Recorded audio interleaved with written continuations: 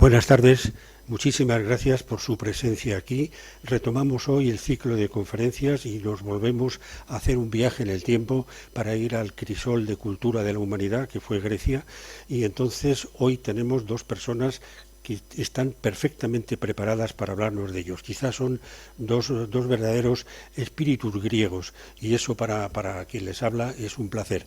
Como yo le decía hace poco, no sé si a nuestro ponente, yo voy por ahí presumiendo de que yo soy un griego antiguo, y cuando digo eso, la gente al mirarme me dice, sí, lo de antiguo estamos de acuerdo, pero ya lo de griego habrá que demostrarlo. Entonces yo, por si acaso, hoy me escudo en nuestros ponentes. Don Daniel Ortiz, a pesar de su enorme juventud, es un alicantino que es historiador por la Universidad de esta ciudad, de Alicante, y está especializado precisamente en Grecia clásica. Ya digo, a pesar de los pocos años que todavía tiene, ha publicado ya 3 obras: Los hijos de Prometeo, Ucrania, Palabras contra la invasión y El arca de Bellamanta, y también ha recibido numerosos premios, entre ellos el certamen de relatos de San Valero, que lo recibió creo que con 11 años, si no tengo mal los datos. Y en la actualidad también ha recibido otros premios de relatos históricos en Villamanta y en el concurso de novela corta de Calamato con un título, El auriga de Micenas. Precisamente quienes han estado en Micenas tienen que verse a esa auriga saliendo por la Puerta de los Leones. En su intervención de hoy será ayudado, enriquecida esa intervención, por la de la profesora doña María de las Nieves Sánchez, que ya es yo diría, personaje fijo en la cultura de esta casa. Ha hablado varias veces ya. Hoy, por petición de nuestro ponente, también tendrá alguna participación. La señora Sánchez de la Torre es doctora en Historia por la Universidad Complutense, con la tesis La religión romana en la Bética. Además, tiene otros muchos títulos, taquigrafía, mecanografía, pero estos no son tan académicos. Sin embargo, sí que tiene en su poder premios por la asistencia a congresos y trabajos presentados. Ha publicado artículos como Las religiones mistéricas en la España romana, Visitas a un museo arqueológico, Cómo realizar una excavación arqueológica. La lista es numerosa, pero voy a abreviar. Ha pronunciado conferencias, en concreto la escultura de la antigua Roma a través de las estatuas de la divinidad bética, la religión romana en Hispania, historia antigua de Hispania, y las ha impartido en multitud de centros. Aquí, en concreto, ha hablado sobre Hipatia y Alejandría. Ha venido a ser quien ha tenido el privilegio de celebrar el 100º cumpleaños de Tutankamón, dirigiendo aquí una conferencia sobre el tema, y recientemente nos ha hablado. ¿Cuál ha sido la última la que has pronunciado? Bueno, pues... claro, sí, hablando del tema lamentablemente tan de acuerdo, tan reciente, del Holocausto. Pues bien, estas dos personas hoy van a enriquecer nuestra reunión de la tarde. Yo les agradezco a todos su presencia, me siento muy feliz de ellos. Don Daniel, doña María de las Nieves, muchísimas gracias. Y solo me queda recordar que si la venganza de los dioses fue terrible con Prometeo, porque se le ocurrió dar el fuego a alguien, no sé lo que podría pasar si escuchan algún sonido así timbroso que suene a teléfonos que en su época no existían. No vaya a ser que se enfaden mucho, miremos que estén apagados. Pues muchísimas gracias, y cuando ustedes quieran será un placer disfrutar del privilegio de su palabra.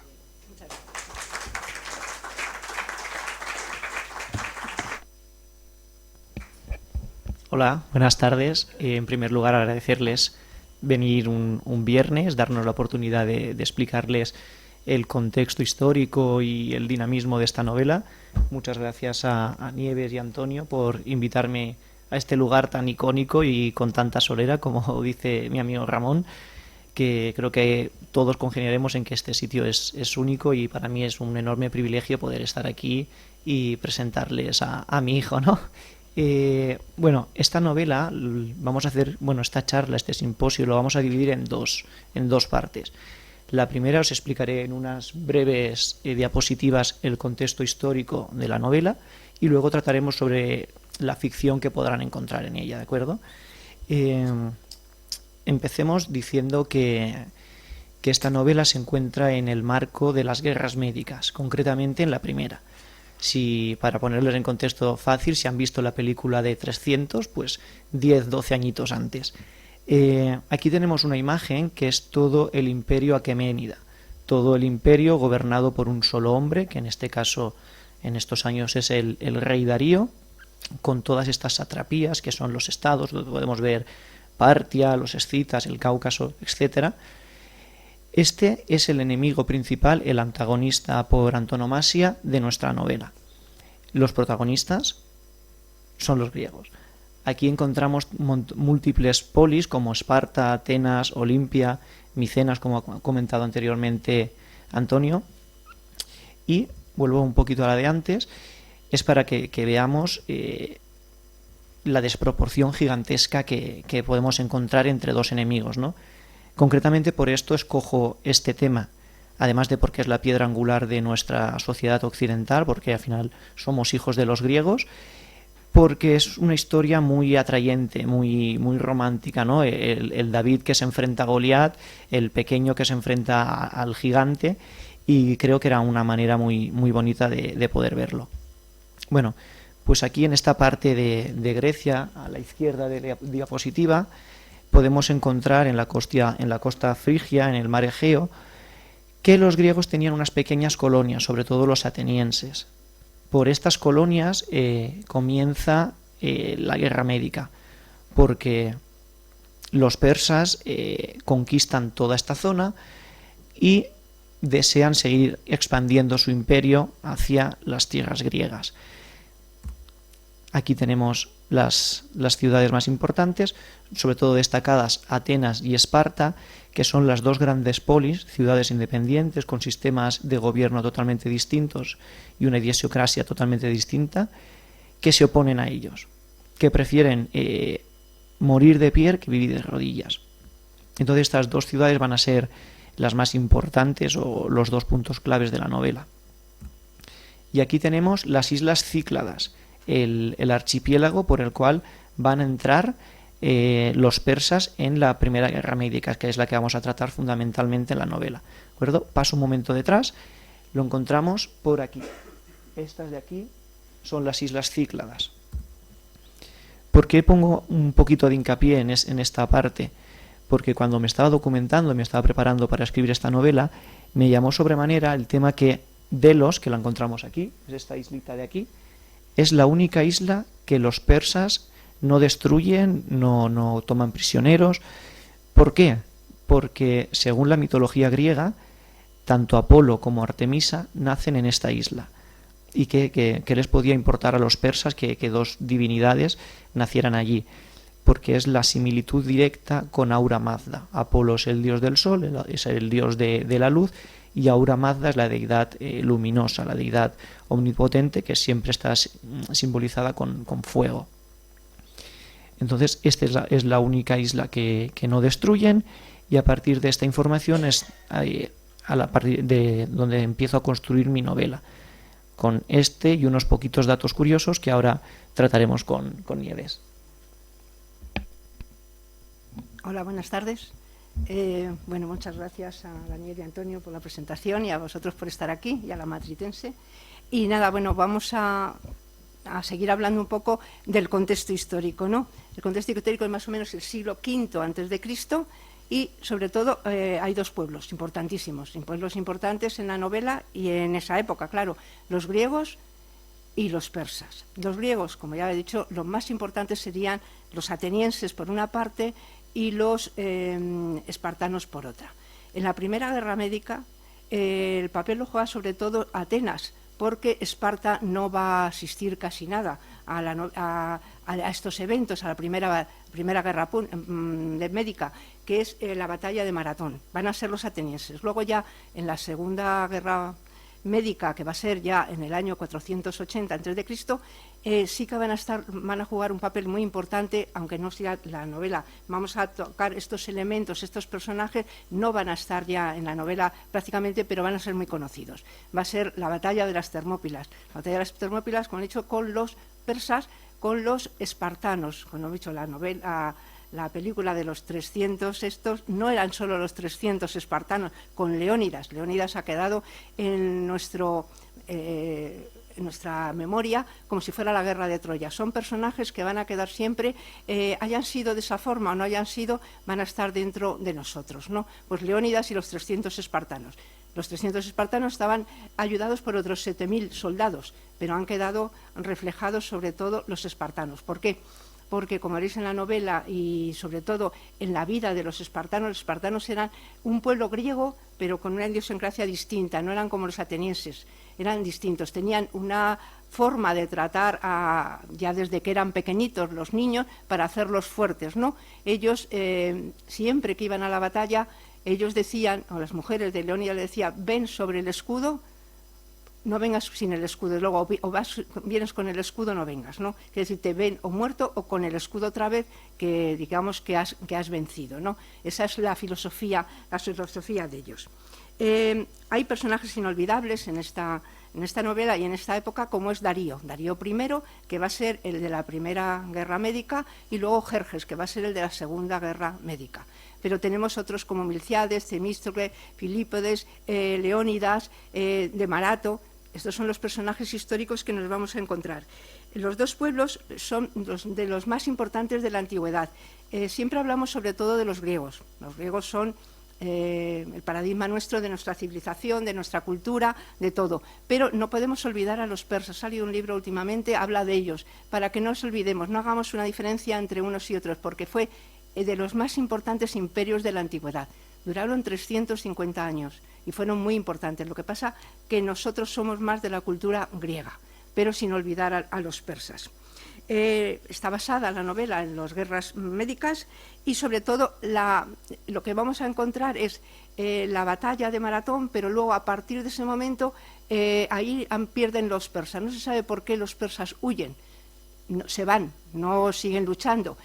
Y se van preparando para hacer una ofensiva, porque Darío I quiere emular a Ciro y a Cambises, y lo que quiere hacer es conquistar toda Grecia. Empieza conquistando las islas Cícladas, las islas Jónicas, todas esas islas las quiere ir conquistando y va conquistando pueblos a pueblos. Esto va a hacer que también haya una revuelta contra él, cosa también que era algo difícil de comprender, pero a la vez fácil. Ellos les dejan libertad, porque los persas dejan mucha libertad a todos los pueblos que van anexionándose a él. Dejan mucha libertad, sobre todo en cultos religiosos, pero los griegos quieren ser libres. Todas las islas, o bien la parte del continente, todas quieren ser libres. Entonces no quieren sumarse al imperio persa, digamos, por eso es, ¿no? Pero son unas protagonistas que los vamos por eso ir viendo, y Darío lo que quiere conquistar es toda Grecia. Lo que quiere conquistar lo primero es Atenas, que va a conseguir luego en el año 480 a.C., cuando vence a los espartanos y luego entra en Atenas. Hay tres guerras médicas, y duran más o menos desde el año 499 al 467 antes de Cristo. Esto solamente es un capítulo dentro de la enemistad que había entre los griegos y los persas, que va a culminar luego cuando llega Alejandro Magno.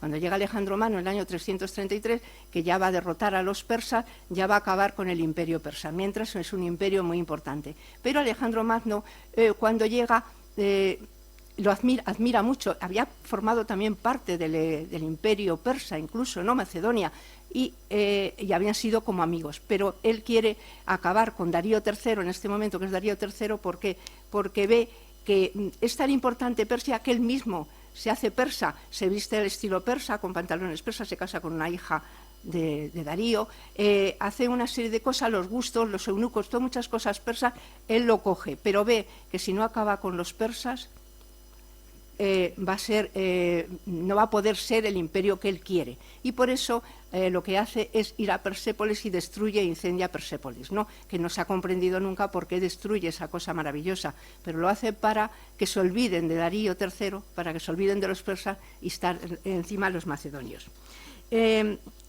Tienen distinta forma de gobernarse. El imperio persa tiene las satrapías con los sátrapas, que son gobernadores que están por las distintas zonas y que todos convergen, digamos, en el rey.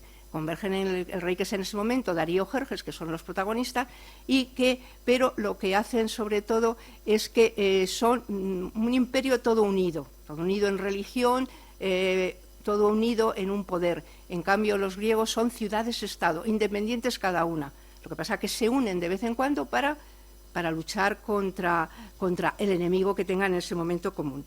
Las causas de las guerras médicas es primero las colonias. Estas colonias que habían fundado, pues como los atenienses habían ayudado a estas colonias a no meterse dentro del imperio persa, los persas, digamos, que hacen, se meten con ellos y les dan, como dice Heródoto, pues les da como una venganza, ¿no? Y le tienen como una manía a los atenienses y por eso van a luchar contra los atenienses, por haber ayudado a ellas.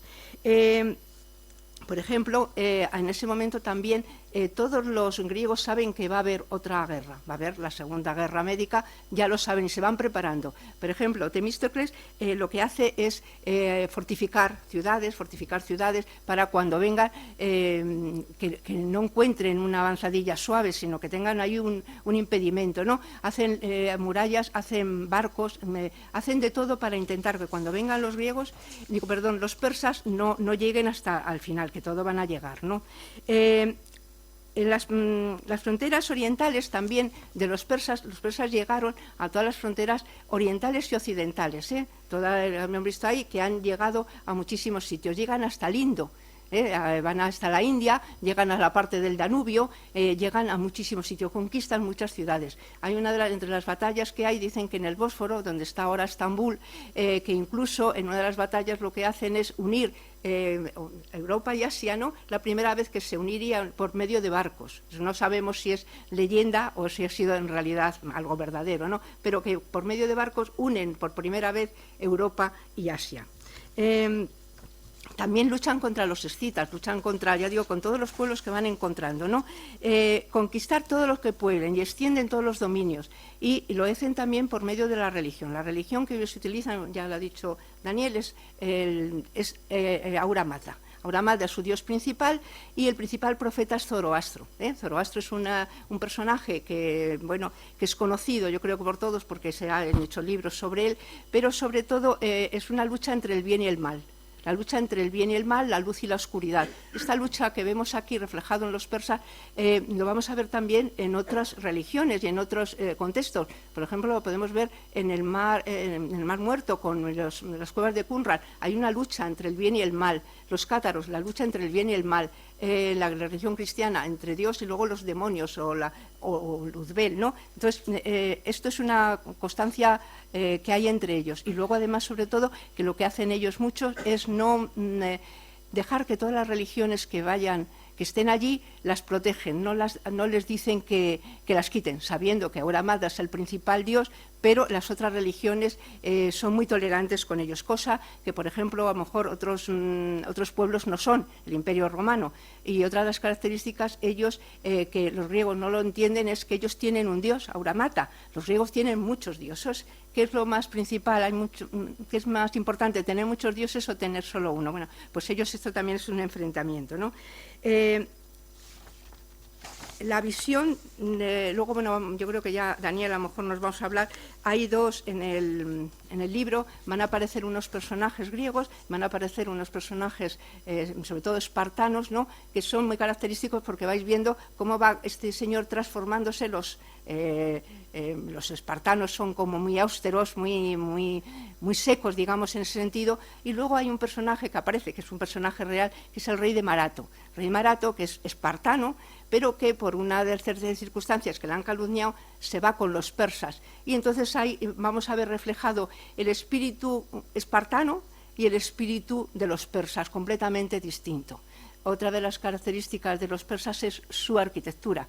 El arte que tienen ellos es muy interesante, pero digamos que es algo nuevo y a la vez recogido de todos. Ellos hacen un arte precioso, que lo podéis ver en Persépolis o en Susa, con unas cosas maravillosas, pero que están formados por los griegos, por los egipcios, por los sumerios, por los babilónicos. Ellos recogen todo el saber de todo el Mediterráneo, sobre todo el mar Egeo y luego todo lo que es Mesopotamia, y hacen su arte. Entonces es maravilloso también ver el arte que ellos tienen. Y nada, yo creo que vamos a ir hablando si quieres de la novela y vamos a ir viendo, yo luego te hago preguntas o lo que quieras, ¿vale? Pues creo que el contexto que nos acaba de describir Nieves es perfecto para entender la novela, y a partir de ahora podemos contar un poquito sobre lo que va a versar la trama. En el primer capítulo aparece ya Jantipo, que es uno de nuestros tres protagonistas. Es el arquetipo del espartano perfecto, lo tiene todo, ha sido criado con esmero. Cuando uno piensa en un espartano, piensa directamente en la figura de Jantipo, pero desgraciadamente le sucede lo peor que le puede suceder a un espartano, que es que lo tilden de cobarde. Como decía ella, las mujeres a sus maridos, cuando iban a irse a la guerra, les decía: regresa con tu escudo sobre él. Y a este espartano, por una causa en concreta, se le obliga a regresar, se le obliga a ser el único hombre que regresa de un batallón que ha sido erradicado. Cuando regresa, obviamente la sociedad no lo acepta y tiene que buscar otra alternativa, porque el suicidio, que es lo que hacían los espartanos en este caso, cuando las personas los vilipendiaban y no los aceptaban de nuevo en la sociedad, se suicidaban, se colgaban de los árboles. Jantipo desea hacerlo con todas sus fuerzas porque no puede vivir en la ignominia y necesita buscar una alternativa. Esta alternativa la he ficcionado yo en dos organizaciones, los Hijos de Prometeo y los Guardianes, que son dos fuerzas secretas, una de los persas y una de los griegos, que van a intentar darle un poquito de dinamismo, de liquidez a la novela, para que no sea una novela tan histórica al uso, porque podemos encontrar muchas novelas que versan sobre las guerras médicas. Esta también es un poco especial, creo que Nieves dirá lo mismo, porque va a caballo entre una y la otra, no se centra en el imaginario colectivo que tenemos de Leónidas, como ha dicho ella, ¿no? En la batalla de las Termópilas, que es lo más simbólico de estas contiendas. Entonces, Jantipo tendrá que unirse a una sociedad secreta para luchar por el bienestar de Grecia y la unidad, aunque, como ha dicho, no es una Grecia conjunta, son diferentes polis, son diferentes ciudades que tienen en común los dioses y el idioma, aunque muchas veces los dialectos también eran distintos. Entonces, para mí es muy bonito ver cómo unos pocos se enfrentan a muchos, cómo los espartanos y los atenienses se niegan a rendirle pleitesía al rey Darío, aunque, como ha comentado Nieves, podían seguir adorando a sus dioses, podían seguir hablando su idioma, de hecho todas las satrapías lo hacían, pero ellos quieren ser totalmente libres, quieren autogobernarse, quieren coger las armas solamente cuando a ellos les interese, no cuando un rey extranjero les diga, y para mí este acto de rebeldía bien merecía una novela, y es por eso que decidimos escribir sobre este tema. Si quieres algo, Nieves.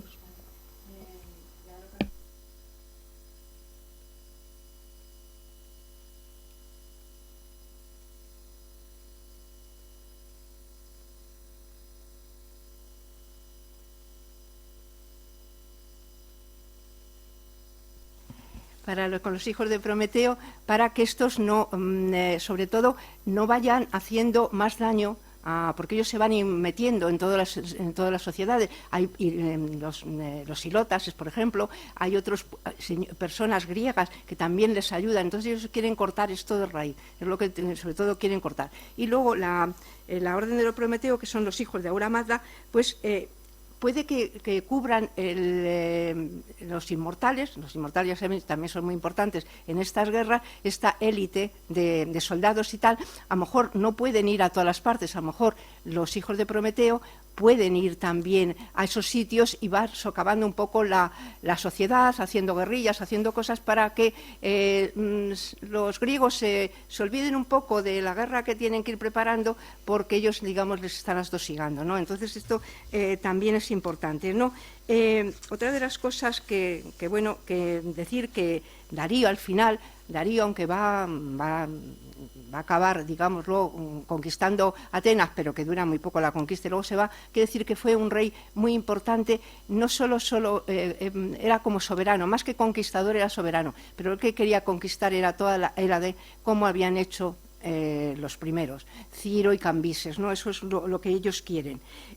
Hay dos cosas también que vienen en el libro y que son, que nos explica un poco palabras y cosas que, por ejemplo, la hipomancia era una de las cosas que es que, por ejemplo, si tú quieres un oráculo, ellos iban al oráculo de Delfos, claro, al oráculo de Delos, a cualquier oráculo de estos, para que les dijeran si van a ganar la batalla, si van a acabar muertos o lo que fuera, ¿no? Pues Darío primero para cuando le van a coger a él, que no es directamente su padre había sido el rey, no, él es como un poco usurpador, pues tiene la hipomancia, que significa que unos caballos, depende de la forma que relinchen, pues eso significa que a lo mejor puede gobernar o va a ser gobernante o demás. Es una de las cosas que tienen ellos, porque es muy importante para ellos toda la caballería. Todas las cosas de la caballería, los arcos, son muy buenos jinetes, ¿no?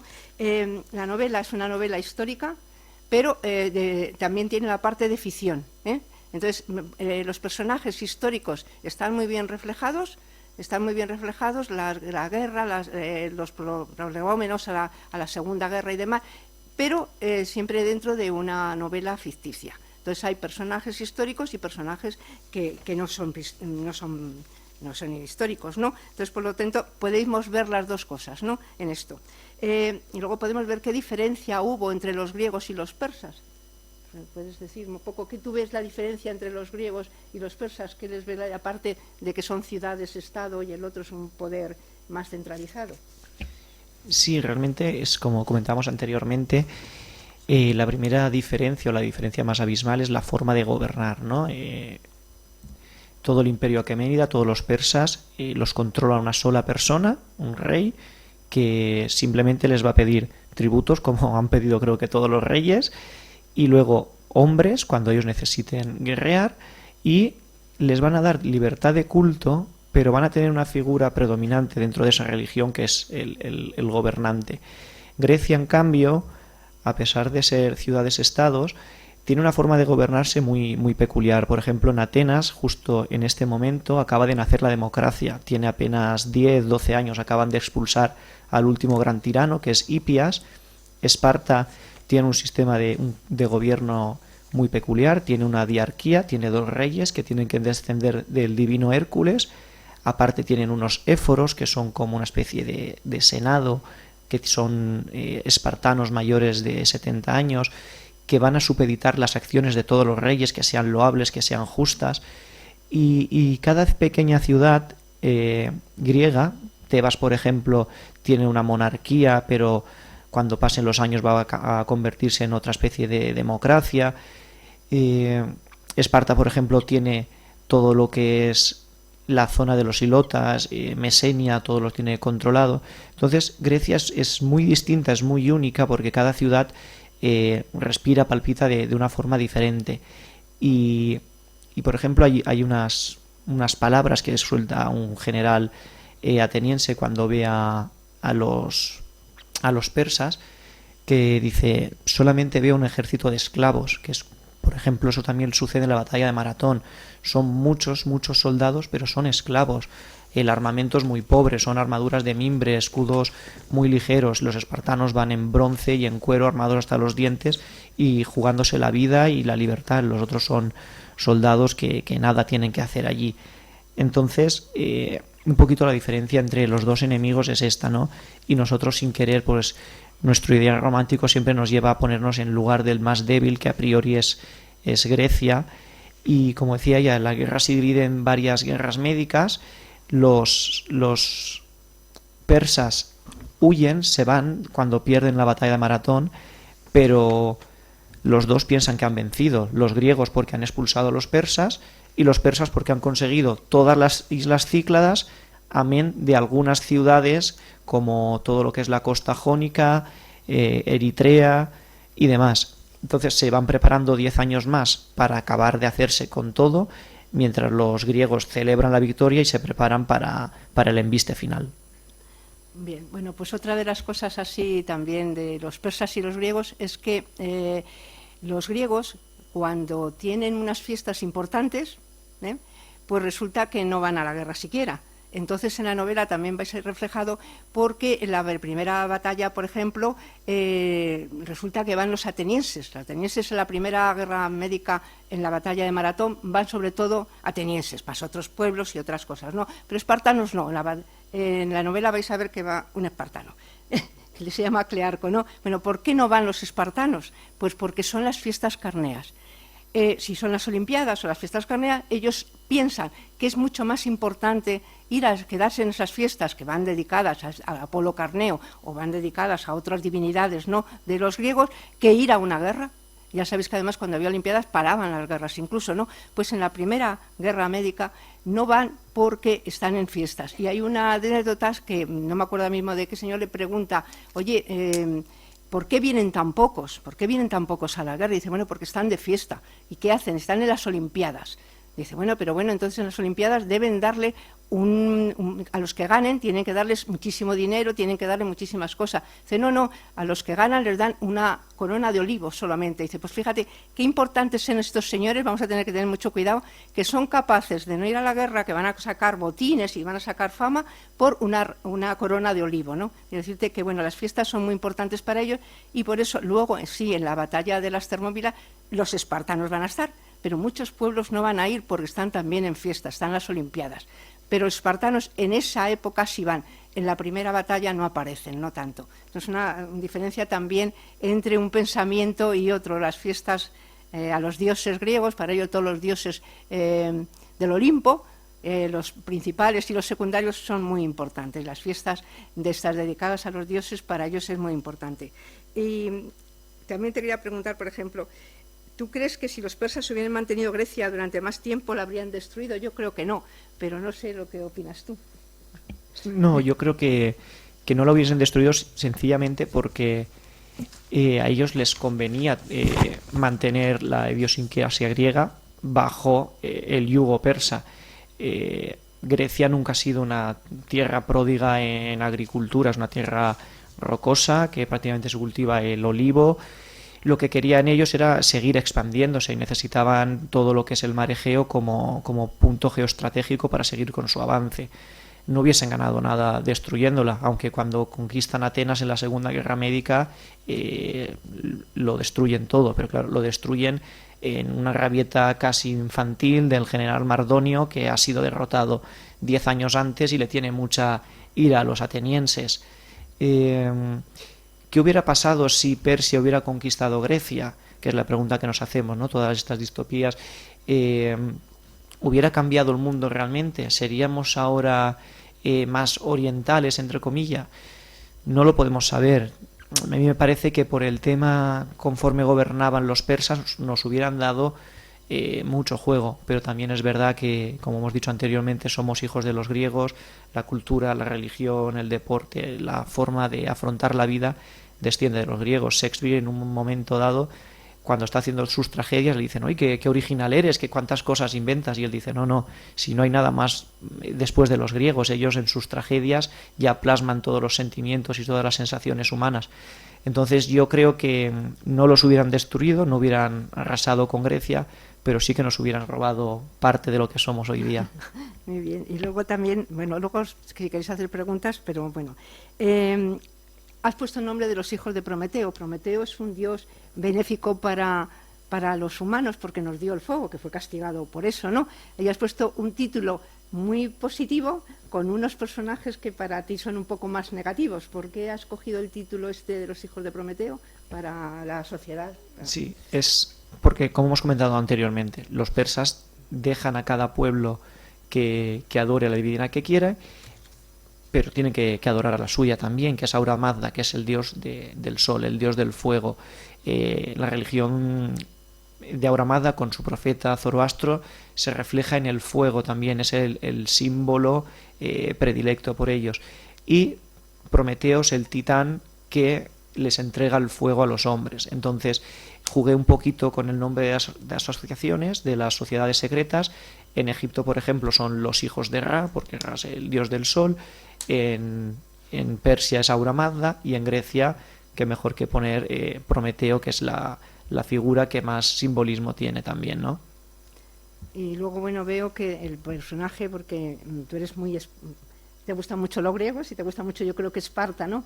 Pero, por ejemplo, el personaje, que es Jantipo, que es un espartano al uso, y sobre todo al principio yo le veo como muy pegado de sí mismo, ¿no? Los espartanos somos los mejores y tal. Y él va cambiando un poco al entrar en contacto con Demarato, con este rey que es espartano, pero ya en la corte de Darío, y en la corte de Jerjes, él va cambiando un poco, va viendo también que los persas también tienen cosas buenas, ¿no? Incluso se hace amigo de uno de los personajes que aparece ahí, aunque luego, bueno, acaba ya con un giro que da, porque Daniel, yo en las novelas dos que he leído, da un giro inesperado a la novela. En las dos cosas no te esperas unas cosas que van pasando, ¿no? Pero que yo veo que va cambiando este personaje, que aunque hace cosas malas para la ética y la moral, para los griegos es bueno, ¿no? Pero yo creo que se da cuenta de que no todo lo que tienen los griegos tampoco es perfecto, sino que también pueden los persas tener cosas admirables. Sí, realmente Jantipo es lo que hemos comentado, es el arquetipo del espartano perfecto, es un espartano al uso, muy pagado de su ciudad, muy pagado de sus costumbres, pero es como todo, si nos encerramos y somos muy endogámicos y pensamos que lo nuestro es lo único que vale, pues vamos a quedarnos ahí, ¿no? Entonces, él es el primer espartano que tiene la fortuna de salir, de ver mundo, de ampliar horizontes, y conforme va dando una especie de epopeya por el mundo clásico, conociendo ciudades, adentrándose en el imperio persa, sus miras se van ampliando, y al final la novela también es un pequeño juego, ¿no? De que ni la religión ni la forma de gobierno espartana es la mejor, simplemente que al final es un viaje consigo mismo y aprende que el mejor tipo de gobierno es el gobierno que se hace uno mismo. Como dices, tiene que afrontar dilemas morales y todo lo hace en pos de un sueño colectivo que es la libertad de las polis griegas. Bueno, ¿qué te ha inspirado la novela? ¿Cómo te has documentado para hacer esta novela? ¿Por qué has escogido también este tema, aparte de que te gusten los griegos y eso? Sí. Pero por alguna razón, ¿y cómo lo has conseguido? Yo siempre fui un friki de Grecia, siempre desde pequeñito fue lo que más me gustó. De chavalín ya leía mucho las tragedias, me encantaba Heródoto, me encantaba Tucídides, y cuando estaba en la universidad yo decía, esta pasión que tengo por Grecia la tengo que divulgar de alguna manera. Para mí por esto es un sueño poder estar aquí y que vosotros estéis escuchándome hablar sobre el tema que a mí me apasiona, ¿no? Pues como el que se compra una moto y está todo el día hablando de la moto.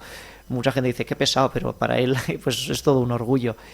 Y este momento en concreto lo escogí porque fue la primera toma de contacto entre dos grandes civilizaciones como la persa y la griega, y fue mi bautismo literario también. Entonces conjugué mis dos grandes pasiones, que son la literatura y el mundo clásico, y de ese híbrido han salido Los hijos de Prometeo.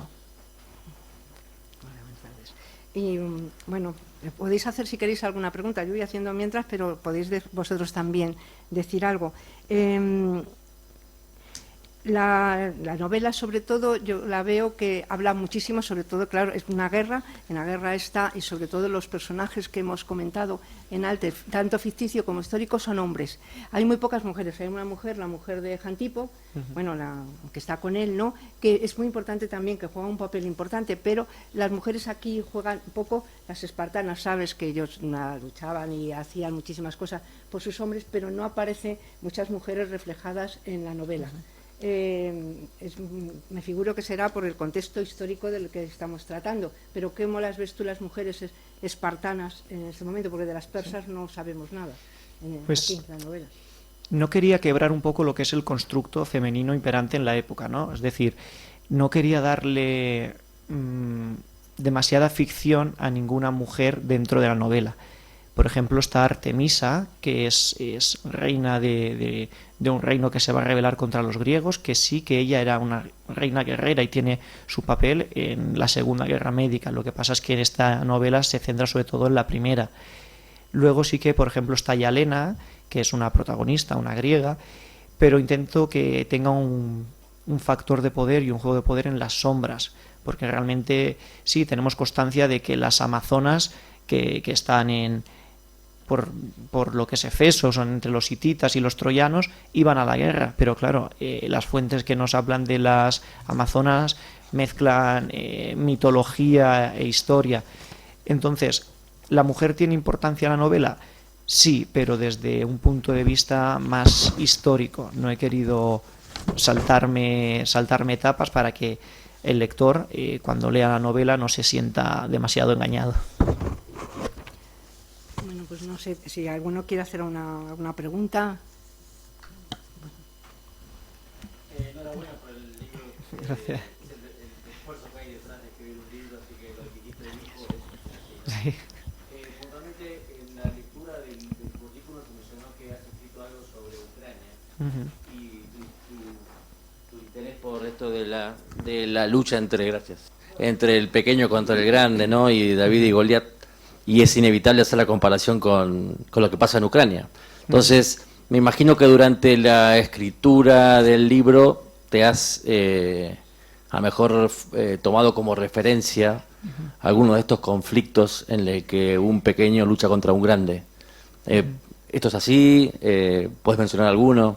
Sí, pues muchas gracias. Y sí, la verdad es que el libro lo escribí hace 2 añitos y inmediatamente, como si se hubieran alineado los astros, surgió el conflicto entre Rusia y Ucrania, ¿no? Muchas veces cuando hemos ido a presentar el libro es una pregunta recurrente, ¿no? Porque dices, ¿qué tiene que ganar Rusia, ¿no? ¿Qué tenía que ganar Persia viendo cómo era en comparación con los griegos? ¿Qué tiene que ganar Rusia contra Ucrania? Fue una idea muy bonita la de Ucrania, palabras contra la invasión, en una editorial de aquí de Madrid, Modus Operandi, que está en el barrio de las Letras, donde 10-12 autores escribimos unos relatos muy cortitos, apenas son en total creo que 100 páginas, y todos los beneficios de esos libros están donados a 2 ONGs ucranianas. Sí, al final es inevitable en todos estos grandes conflictos entre el pequeño y el grande meterlos de alguna manera, ¿no? Porque al final los escritores somos hijos de lo que vivimos, de lo que leemos, de lo que soñamos. Entonces, muchas de estas circunstancias sí que me han afectado para escribir el libro. También recuerdo cuando era más pequeño todo el conflicto de Kosovo, que de pequeñito leía mucho también sobre ello, pues sin querer algunas cositas, sobre todo en lo que es la ficción, en lo que es la batalla, en lo que intentas narrar un poquito el horror, la crudeza de la guerra, pues sí que al final, sin darte cuenta, pues impregnas un poquito.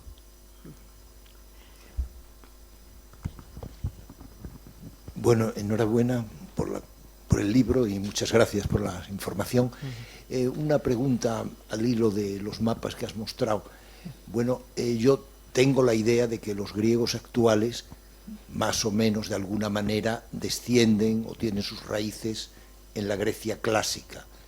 Pero luego he visto los mapas que has mostrado cosas que me suenan del bachillerato que he leído, los medos, los partos, todos estos pueblos que ocupaban, que eran más o menos el territorio de Ciro o de Darío. Mi pregunta es, ¿los persas actuales están relacionados con de dónde vienen? ¿Vienen de los medos, de los partos?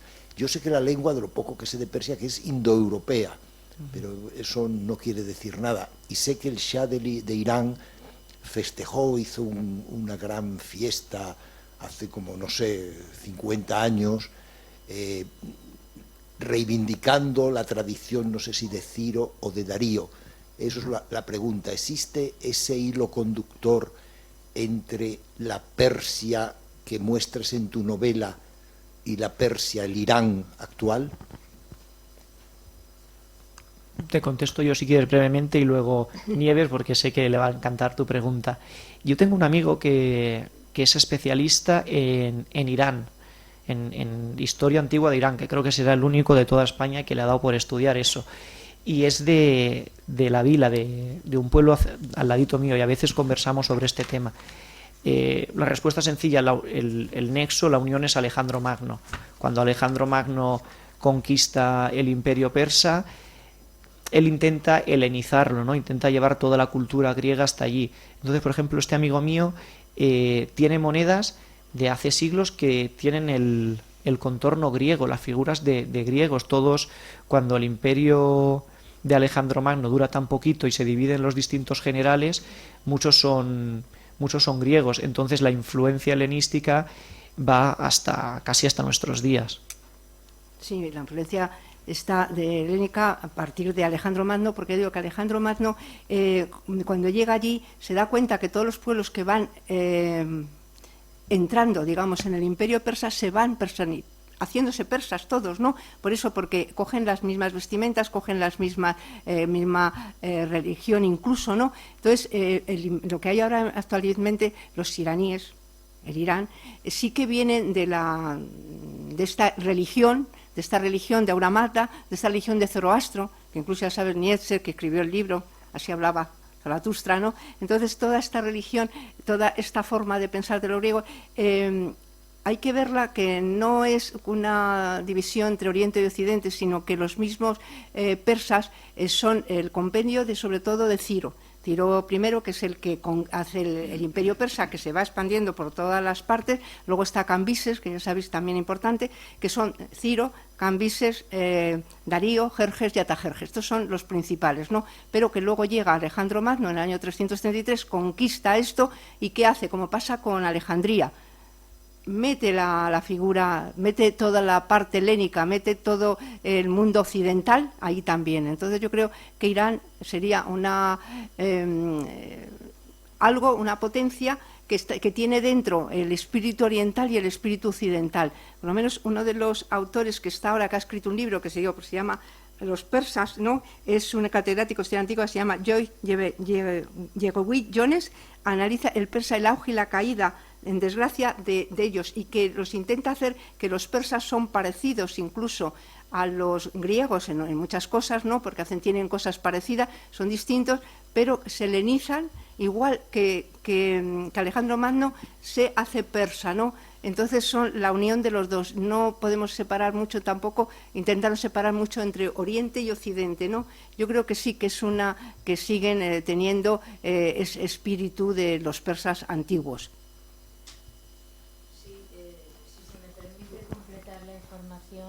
A este caballero, sencillamente visité Irán hace 2 años, justo pues 48 horas llegué a Madrid antes de que estallara la revolución, y bueno, pues es que es un pueblo muy distinguible además, o sea, teniendo en cuenta el entorno árabe, el entorno, porque cuando pensamos en Irán parece que como van también con sus vestimentas muy de tipo árabe, pero no son árabes, no tienen nada que ver con los árabes. Además a ellos no les gusta nada que se les compare, ni siquiera hablan árabe, hablan farsi, y son auténticamente persas y no quieren ser otra cosa. La verdad es que tienen esa mezcla de Oriente y Occidente que es muy original dentro de lo que es el entorno. Sí, que se ve mucho, es muy interesante. En época antigua es muy interesante porque, digo, que no es un arte, por ejemplo, el arte griego, el arte egipcio, lo sabemos. Pues no, ellos mezclan todo. En la Padana, en los templos que tienen ellos maravillosos ahí en Persépolis, ¿no?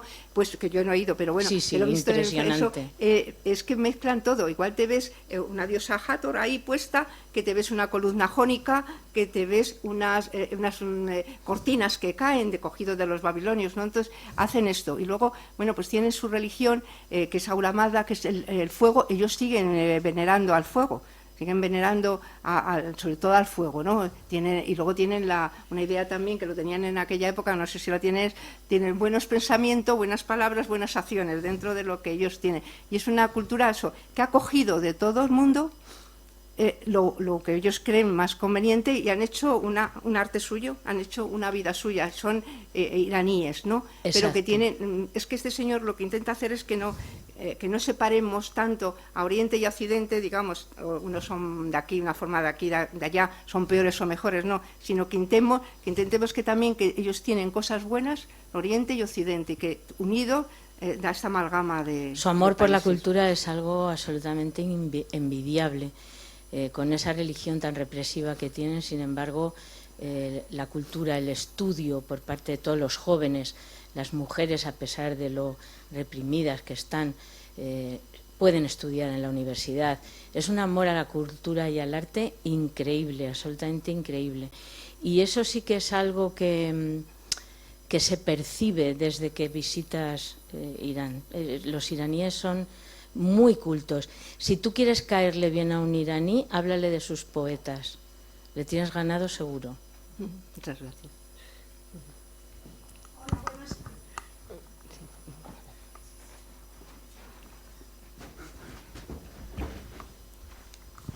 Buenas tardes. En primer lugar, felicitarle por esta novela histórica. Y bueno, pues tengo dos preguntas. A mí me gusta mucho la investigación. Y me gustaría preguntarte cuánto tiempo has estado investigando para crear esta novela y qué fuentes específicas son las que más o menos has consultado, no todas, algunas. Eso por un lado. Y por otro lado, ¿te gustaría que tu novela fuese llevada al cine? Te contesto la segunda. ¿Y con qué director? Si te gustaría, pues no sé, a ver si te arriesgas y das un nombre. Yo creo que aquí somos varios escritores y eso es un sueño que tenemos todos. Está Julio también, que es autor de novela histórica y seguro que también le haría mucha ilusión. Y luego la primera pregunta es un compendio de información, ¿no? Porque como hemos dicho anteriormente, me especialicé en historia antigua, es lo que más me ha gustado siempre, pero como libro de referencia, que es un ensayo histórico de hace ya bastantes años, utilizaba mucho Fuego Persa de Tom Holland, que es un ensayo sobre las guerras médicas y tenía datos muy curiosos. Y luego, pues como el tema de la hipomancia y tal, pues intentaba mucho meterme en las bibliotecas de las universidades e intentar encontrar puntos, huevos de Fabergé, ¿no? Cosas distintas que puedas leer de soslayo en la novela y puedan llamarte la atención.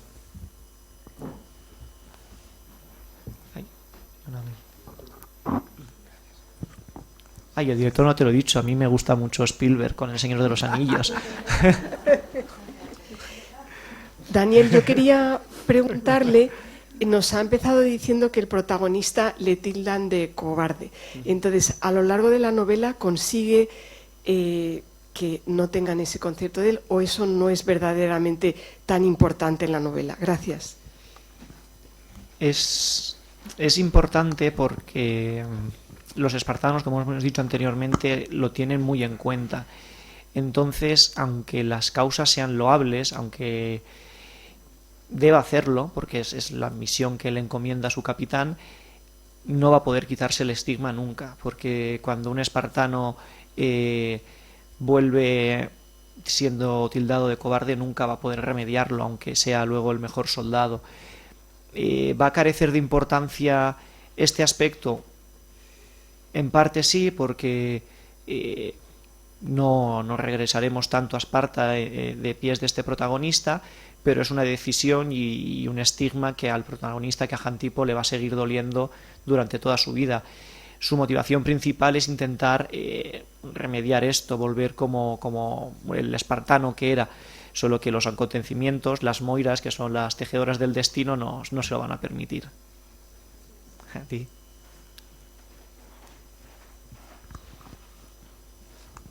Bueno, primero que nada te felicito. Gracias. Por tan joven y tener ese talento, porque escribir novela, igual que hacer poesía, no es fácil, ¿no? Muchas gracias. La pregunta mía es la siguiente. Te has centrado en la novela histórica, ¿cierto?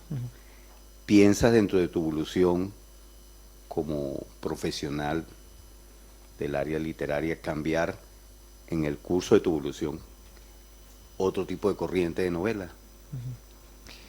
A mí soy un apasionado de la historia.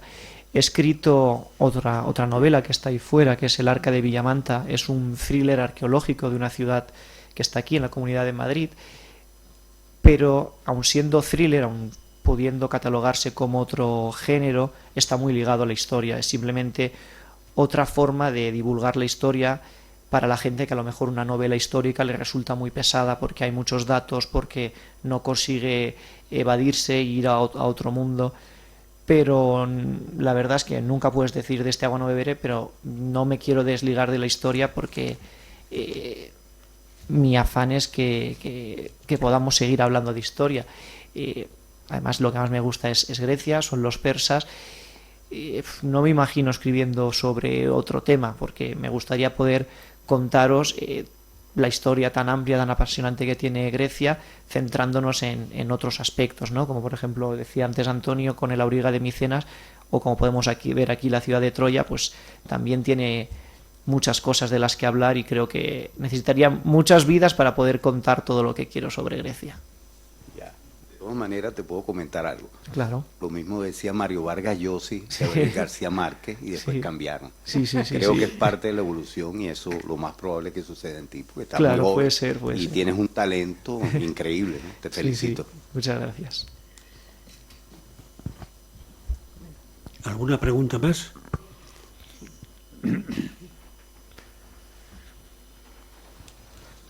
Bueno, primero te felicito yo también porque eres una persona muy joven y es maravilloso haberte oído. ¿Quién te inculcó ese amor por la historia? ¿Te inculcó tu familia? Porque es que me ha extrañado que siendo tan pequeño ya leyeses este tipo de novelas, que te gustase tanto. ¿Has tenido algún familiar que te haya inculcado este amor a ello? Mi madre y mi padre, que está en Alcoy, sobre todo a mi padre siempre le ha gustado mucho la historia, y claro, si tú naces y ya desde bien pequeñito ves a tu padre leyendo, dices, ostras, ¿qué será eso tan chulo que tiene en las manos? Y cuando empiezas a leer, pues enseguida sientes atracción por un tema en concreto, ¿no? Mi padre, por ejemplo, le gusta mucho la historia medieval. A mí me gusta, me parece fascinante, pero desde como empecé a leer muy pequeñito, empezaba a leer cositas sobre los 12 trabajos de Hércules, Teseo, Perseo, y eran como mis héroes de la infancia, ¿no? Entonces siempre me he metido un poquito en todo este mundo heleno, y cuando llegué a la universidad, pues lo mismo. Las asignaturas que más me apasionaban eran historia clásica, la prehistoria, porque Troya también está un poquito ahí en la edad del bronce, y sí, la verdad que ellos son los culpables de que me guste la lectura y la historia. Pues lo han hecho muy bien, ¿eh? Lo han Gracias. hecho muy bien. ¿Alguna observación más? Pues yo sí quería intervenir un momento, porque aquí en un instante ha surgido el tema de qué habría pasado si los persas hubieran vencido a los griegos. Yo eso me lo he preguntado alguna vez. Creo que el pensamiento no puede tener asiento y que tarde o temprano se habría producido realmente la evolución que se produjo. Pero se me hace difícil creer que pudiera surgir nunca algo como lo que hicieron los griegos. En concreto, claro, uno barre para casa, pero si es verdad, como dijo Galileo, que las matemáticas son el idioma en que habla Dios, hay que pensar que entonces los griegos son los que mejor nos han traducido la palabra Dios, porque han creado las matemáticas. Lo que uno ve que han hecho personajes como Zenón, por ejemplo, con sus paradojas, Arquímedes, Euclides, Eratóstenes, todo esto, antes los egipcios ya construían pirámides y se hacían grandes edificios, pero crear el pensamiento como doctrina abstracta, eso solamente ha surgido en Grecia, en concreto en Atenas. Yo, por si acaso no hubieran surgido otros Arquímedes, bendigo que los persas no ganaran y que los atenienses siguieran siendo los verdaderos creadores, con todo el cariño para los espartanos. Pero es verdad que recordamos que casi todos los personajes que vemos en la historia, Arquímedes, etcétera, y no solamente matemáticos, escritores, pocos nombres espartanos hay. Bien, es verdad que una vez alguien, cuando yo en una efusión ateniense también hablé de esto, me dijo, oye, no olvides que Sócrates era ateniense y a Sócrates lo mataron los atenienses. Es verdad, pero la verdad es, hoy en día todos sabemos quién fue Sócrates. ¿Sabemos quién fue el que le dio el veneno? Por muy poderoso que fuera entonces, evidentemente no. Yo, desde luego, bendigo este amor por Grecia, en concreto por Atenas.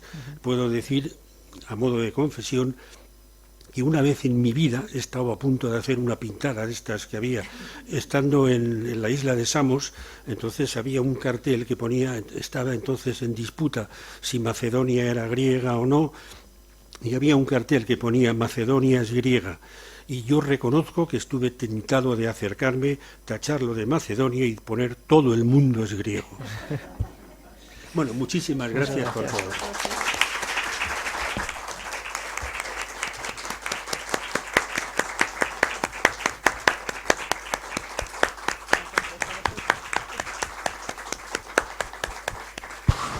Muchas gracias, y si quieren permanecer. aparezcan un instante para que vean ustedes el modesto, pesado, pero pesado en lo físico, pero afectuoso, que eso no se mide con pesos, que la Matritense quiere ofrecer a nuestro ponente con este pequeño manojo de libro, puesto que eres un hombre de libros, seguro que sí. Pero eres y luego también, esperen que esto como está así en... Señora, es un placer reconocer una vez más vuestra presencia aquí. Es un resguardo.